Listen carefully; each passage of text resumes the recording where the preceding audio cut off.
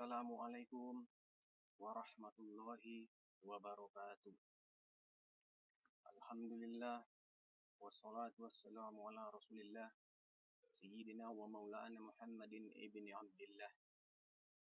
Asyhadu an la ilaha illallah wa anna Muhammadan abduhu wa rasuluh la nabiyya ba'dah.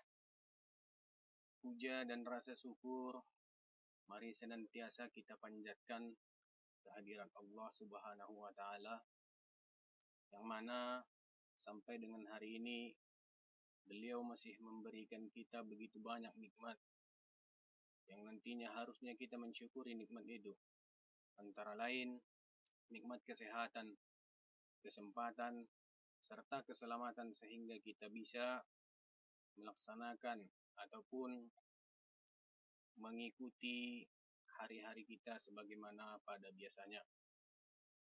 Salawat dan salam mari senantiasa kita curahkan, kita hadiahkan kepada junjungan kita Nabi besar Muhammad sallallahu alaihi wasallam dengan lafaz Allahumma sholli ala Muhammad wa ala ali Muhammad. Semoga kita diberikan syafaat nantinya di yaumil akhir. Baik, pada kesempatan ini kita akan kembali melanjutkan ataupun di sini saya akan menerangkan rangkuman materi penutup pada semester ganjil, yang mana pada kesempatan kemarin telah banyak kita mempelajari materi-materi, antara lain ada tentang cerpen, kemudian ada tentang pantun, dan yang terakhir pada materi ketiga kita telah mempelajari tentang teks cerita ulang. Baik, di sini kita akan memperhatikan ada yang dikatakan karya sastra. Karya sastra itu merupakan suatu ciptaan seorang penulis yang disampaikan dengan bahasa yang komunikatif ataupun mudah dipahami untuk tujuan keindahan ataupun tujuan estetika. Nah, seluruh karya sastra itu dinyatakan sebagai nilai keindahan. Baik dia drama, itu di sana ada nilai keindahan. Kemudian ada prosa, di sana pasti ada nilai keindahan.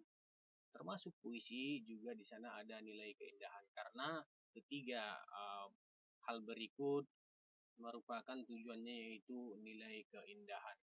Nah, inilah seputar dari pengertian dari karya sastra. Yang pertama kita mengenal dengan drama.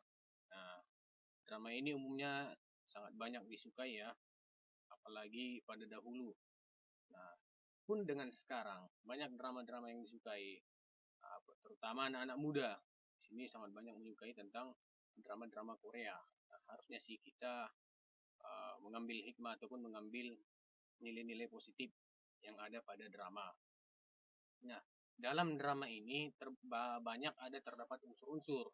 Nah, antara lain di situ ada temanya, amanat dari drama, kemudian ada perlengkapan, tokoh dan penokohan. Nah, ini semua unsur-unsur intrinsik ataupun yang mendukung dari dalam drama itu sendiri. Nah, itulah sekedar unsur-unsur yang ada di dalam drama. Nah, kemudian ada yang dikatakan prosa. Prosa di sini berupa karangan bebas yang tidak terikat dengan aturan-aturan. Nah, itu dia sekitar pengertian dari prosa. Sementara puisi merupakan sebuah karya sastra ataupun ungkapan hati seorang penyair yang disampaikan melalui tulisan. Nah, ini juga seputar tentang puisi. Nah, ketiga hal ini inilah bagian-bagian dari karya sastra pada umumnya ya. Oke, kita lanjutkan. Nah, di sini kita perhatikan yaitu pada jenis yang kedua ada prosa. Nah, prosa itu terbagi dua. Yang pertama ada prosa lama dan yang kedua ada prosa baru. Nah, yang mana di sini ada saya buat contohnya. Prosa lama itu antara lain fabel. Nah, seperti yang kita ketahui ataupun boleh kita tuliskan, fabel itu cerita yang tokohnya itu berupa hewan ataupun binatang. Nah, kemudian ada cerita legenda. Nah, cerita legenda ini ya sejak dahulu kita sering dengar sebenarnya. Misalkan legenda asal-usul Danau Toba, nah ataupun legenda tentang Gunung Tangkuban Perahu. Nah, inilah sekedar cerita tentang legenda. Kemudian jenis prosa lama berikutnya ada hikayat. Hikayat itu cerita yang pada umumnya latarnya berada di kerajaan. Nah, itu dia. Kemudian pada prosa baru, nah yang pertama di sini ada cerpen, cerita pendek ya. Nah, di sini saya buat yaitu dengan warna merah karena inilah materi kita yang harus dan akan kita bahas nantinya. Kemudian ada novel. Novel itu lebih panjang daripada cerpen. Nah, misalkan cerpen hanya di bawah dari 10.000 kata minimalnya. Kalau novel itu lebih panjang sedikit. Nah, beda pula dengan roman. Roman di sini lebih panjang lagi daripada cerpen dan novel. Dan di antara ketiganya ini roman yang paling panjang karena dalam roman ini biasanya diceritakan tentang tokoh dari kecil sampai ia meninggal. Nah, secara detail ini diceritakan di sini. Sementara misalkan pada novel itu hanya garis-garis besarnya saja.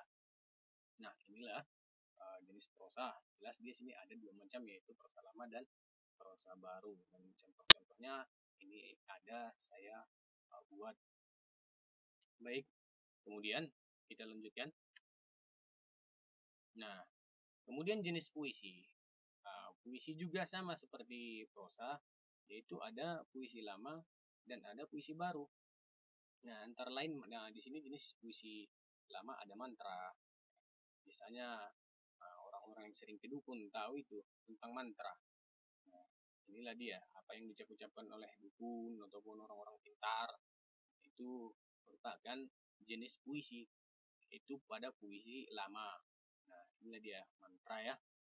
Kemudian gurindam. Gurindam di sini jenis puisi juga.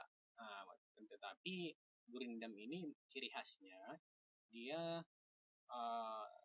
sajaknya itu AA ya. Hanya terdiri dari 2 baris.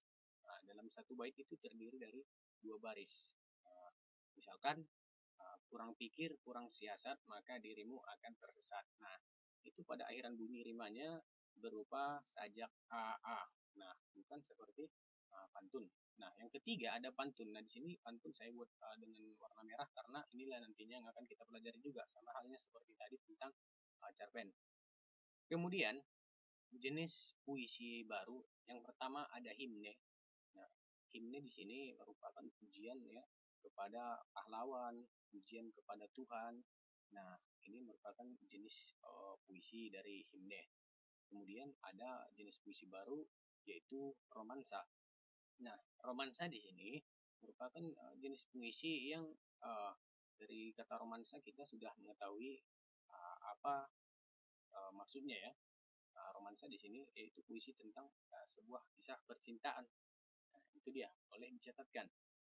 Kemudian elegi. Nah, elegi di sini jenis puisi yang ini ya kesedihan yang sangat mendalam. Nah, itu dia seputar tentang pengertian dari elegi. Nah, jelas di sini yaitu pada puisi lama ada beberapa contoh saya buat, kemudian pada puisi baru ada juga beberapa contoh. Baik, kita lanjutkan. Nah, di sini ada part 1 saya buat yaitu tentang cerpen. Nah, pada part 1 kita akan membahas semua seputar tentang cerpen. Oke, kita perhatikan cerpen. Nah, secara umum pengertian dari cerpen itu merupakan salah satu jenis karya sastra yang memaparkan kisah atau cerita mengenai manusia beserta seluk-beluknya lewat tulisan pendek dan singkat. Nah, inilah pengertian dari cerpen pada umumnya. Sedangkan menurut KBBI, nah di sini kita tidak bisa mengutak-atik ya, karena di sini menurut para ahli ataupun menurut Kamus Besar Bahasa Indonesia. Nah, cerpen berasal dari 2 kata, yaitu cerita yang mengandung arti tuturan mengenai bagaimana sesuatu hal terjadi dan relatif pendek.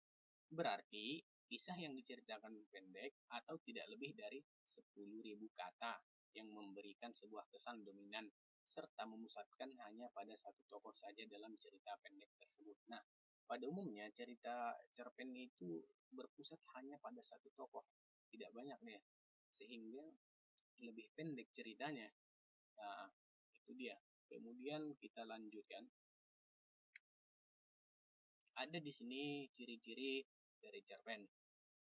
Yang pertama itu cirinya, cerpen terdiri atas 1.600 sampai dengan 10.000 kata, sehingga membutuhkan 10 atau 30 menit saja untuk membacanya. Nah, cerpen itu apabila kita baca istilahnya hanya dengan sekali duduk saja. Istilahnya dengan kata lain dulu, cerpen itu habis dengan sekali duduk. Nah, maksudnya di sini kita tidak memerlukan banyak waktu untuk membaca cerpen, karena cerpen itu cerita yang sangat singkat ya. Nah, kemudian yang kedua, cerpen biasanya berfokus pada satu subjek atau tema. Nah, sama seperti tadi, hanya satu tokoh, berfokus pada satu tokoh, sama dengan satu subjek ataupun satu tema. Subjek atau tema berupa sesuatu yang biasa seperti tugas sehari-hari sehingga mempunyai nilai moral yang tinggi. Nah, kemudian ciri-ciri yang ketiga, cerpen biasanya berlangsung dalam satu latar sehingga berfokus pada satu alur, sehingga hanya bersifat satu konflik dan tidak ada konflik turunan. Nah, pada cerpen biasanya itu titik masalahnya tidak begitu banyak, ya. Biasanya hanya satu, sehingga tidak ada konflik-konflik turunan atau masalah-masalah berikutnya. Nah, inilah dia ciri-ciri dari cerpen. Nah, kemudian ada struktur cerpen. Struktur itu bagian-bagian yang ada pada cerpen. Bagaimana kita menulis suatu cerpen yang baik? Nah, harus kita perhatikan sesuai dengan strukturnya. Nah, kalau kita tidak memahami apa strukturnya, apa saja yang menjadi struktur, otomatis kita akan susah ataupun kesulitan dalam menulis sebuah cerpen. Di sini saya paparkan ada beberapa poin, yaitu yang pertama ada bagian pengenalan cerita. Yang pertama di cerpen itu kita tuliskan bagian pengenalan. Nah, misalkan dia ada pengenalan tokoh, kemudian pengenalan awal peristiwa bagaimana, ataupun pengenalan sebelum terjadinya konflik. Nah, inilah dia diceritakan pada bagian pengenalan ya, pengenalan cerita. Kemudian ada penenjakan menuju konflik. Nah, ini sebelum konflik ada penenjakan, yaitu sebab terjadinya konflik itu dibahas di sini. Apa sih yang melatar belakangi sehingga terjadi suatu konflik? Itu diceritakan pada penenjakan menuju konflik. Nah, ini pada poin kedua. Kemudian pada cerpen itu di poin ketiga ada puncak konflik. Nah, inilah yang merupakan titik dari masalah. Apa sih yang diceritakan pada cerpen tersebut? Apa sih inti dari cerpen tersebut? Itu diceritakan pada puncak konflik yang ada pada cerpen, sehingga nantinya setelah ada puncak konflik maka ada penurunan. Namanya setelah ada puncak otomatis ada penurunan. Nah, setelah puncak konflik maka ada penurunan konflik yaitu sebelum terjadinya penyelesaian masalah. Itu dia. Kemudian pada yang terakhir ada penyelesaian konflik. Nah, pada cerpen itu yang terakhir ada penyelesaian konflik. Bagaimana sih akhirnya cerita yang ada pada cerpen tersebut? Bagaimana endingnya? Biasanya ending ada dua jenis. Ada dia sad ending ataupun berakhir dengan kesedihan. Nah, kemudian ada bahagia ya, akhirnya yang bahagia. Itu dia pada penyelesaian konflik pada cerpen. Baik, nah itulah sekedar kita mengulangi pengertian cerpen ataupun struktur cerpen. Pokoknya semua itu merupakan bagian-bagian dari cerpen. Yang mana pada pekan-pekan kemarin sebenarnya setelah telah kita pelajari di sini, saya hanya mengulang kembali materi kita, namun secara lebih ringkas agar nanti kita lebih banyak tahu mengenai ini. Nah, kemudian ini kita memasuki ada part 2. Ya, bagian yang kedua yaitu pantun. Dahulu kala pantun ini sangat digemari ya, baik itu dari adat-adat ya. Pada umumnya sih pada adat ya. di adat-adat orang baik adat Batak, adat yang lain itu sangat menyukai pantun. Namun sekarang kita perhatikan ya sangat banyak kurang peminatnya ya. Apalagi semakin majunya zaman sehingga para orang tua yang dulunya jago-jago dalam berpantun ya semakin hilang karena kemampuan-kemampuan yang ada yang dahulu tidak diajarkan lagi ataupun generasi mudanya tidak mau belajar tentang pantun tersebut. Cukup menyedihkan sebenarnya sih. Baik, di sini kita akan bahas seputar tentang pantun. Semoga nantinya kita bisa menulis sebuah pantun yang baik dan semoga kita nantinya bisa mencintai karya sastra jenis pantun ini ya. Baik. Nah, di sini saya tuliskan secara umum. Nah, secara umum, pengertian dari pantun yaitu bentuk puisi Indonesia Melayu. Tiap bait biasanya terdiri atas 4 baris yang bersajak AB-AB. Tiap larik biasanya terdiri atas 4 kata. Baris pertama dan baris kedua biasanya untuk tumpuan ataupun sering disebut dengan sampiran. Dan baris ketiga dan keempat merupakan isi.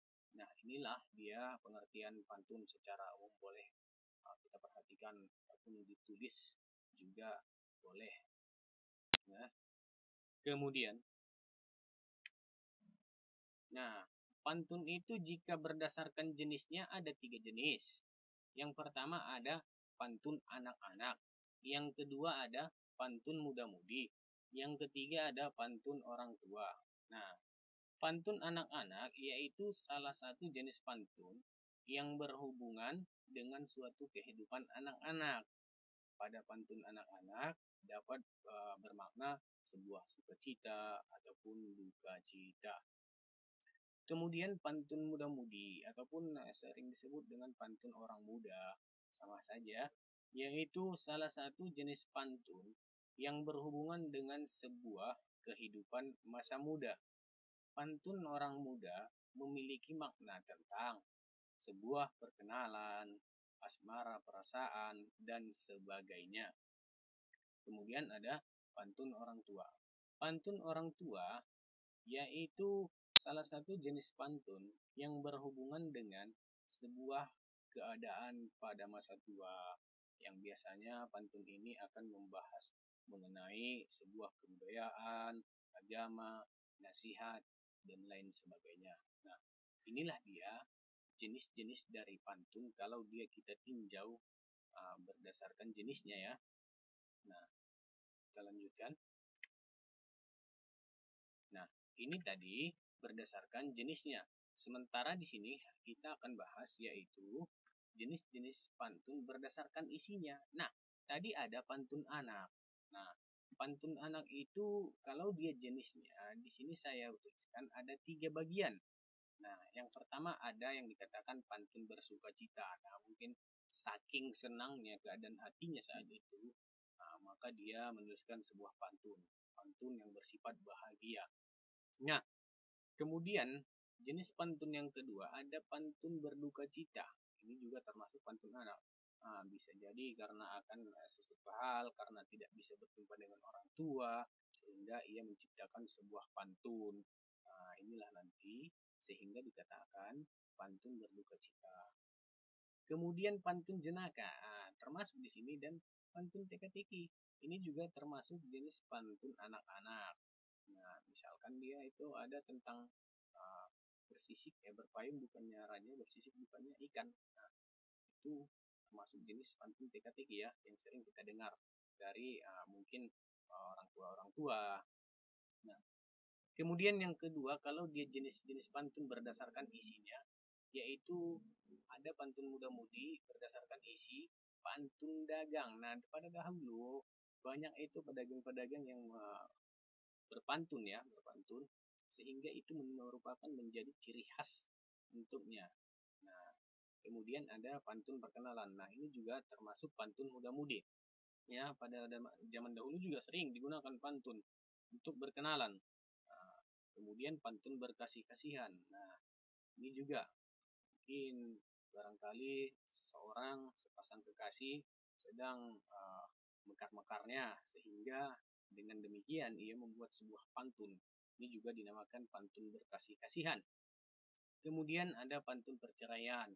Nah, misalkan dia mau meninggalkan kekasihnya yang tadi ya.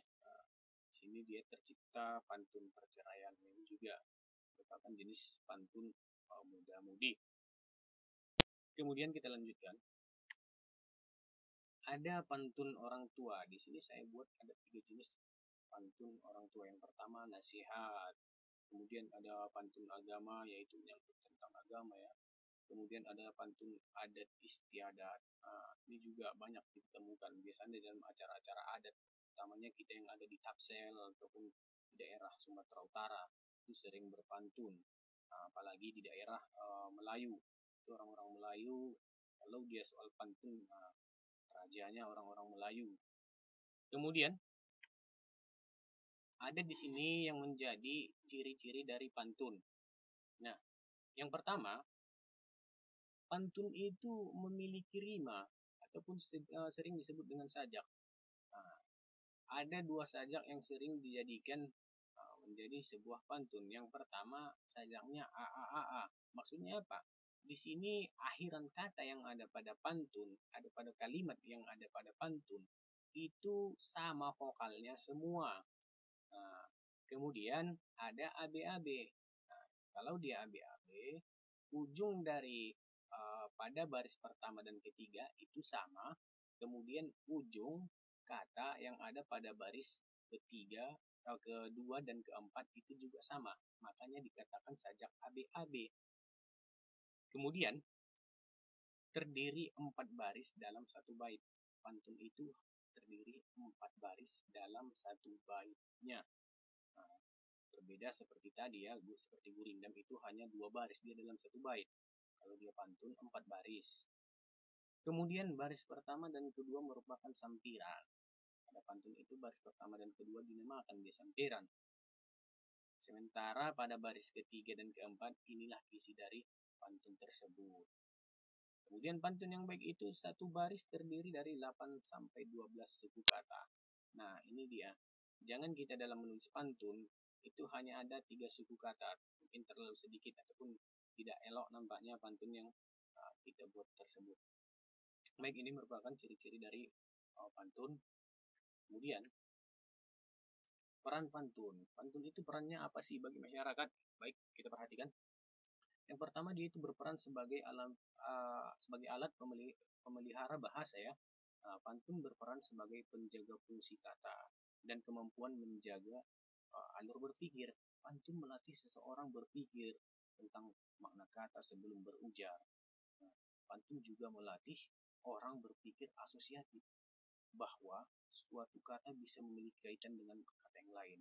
Secara sosial, pantun memiliki fungsi pergaulan yang kuat. Bahkan hingga sekarang, di kalangan pemuda masa kini, kemampuan berpantun bisa dihargai. Pantun menunjukkan kecepatan seseorang dalam berpikir dan bermain dengan kata-kata. Nah, itu dia saya baca sedikit. Seharusnya dalam membuat pantun itu yang pertama itu yang kita perbanyak ya kosakata kita, sehingga kita mudah merangkai kata-kata.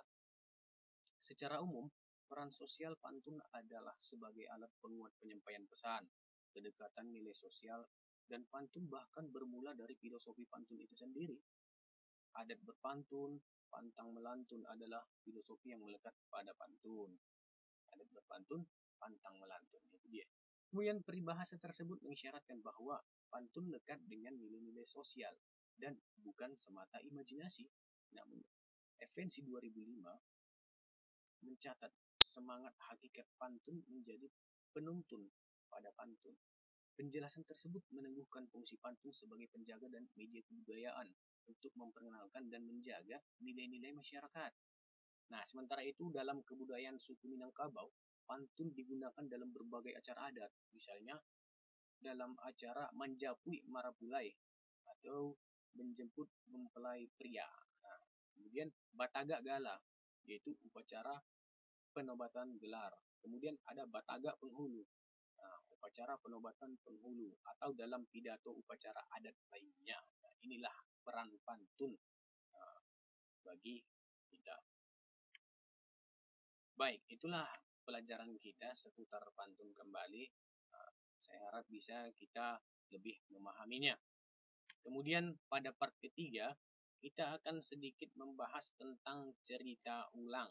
Ataupun dalam bahasa Inggris, itu sering disebut dengan recount. Baik. Nah, secara umum, pengertian dari cerita ulang ialah teks cerita ulang adalah sumber suatu teks yang bercerita kepada pembaca tentang suatu cerita, aksi dan kegiatan yang lalu. Tujuan komunikatif teks cerita ulang adalah memberitahukan peristiwa, kejadian atau aktivitas yang sudah terjadi di waktu lampau dalam suatu urutan dengan kronologi untuk memberikan informasi atau memberikan hiburan kepada para pembacanya. Nah, ini dia pengertian dari cerita ulang secara umum.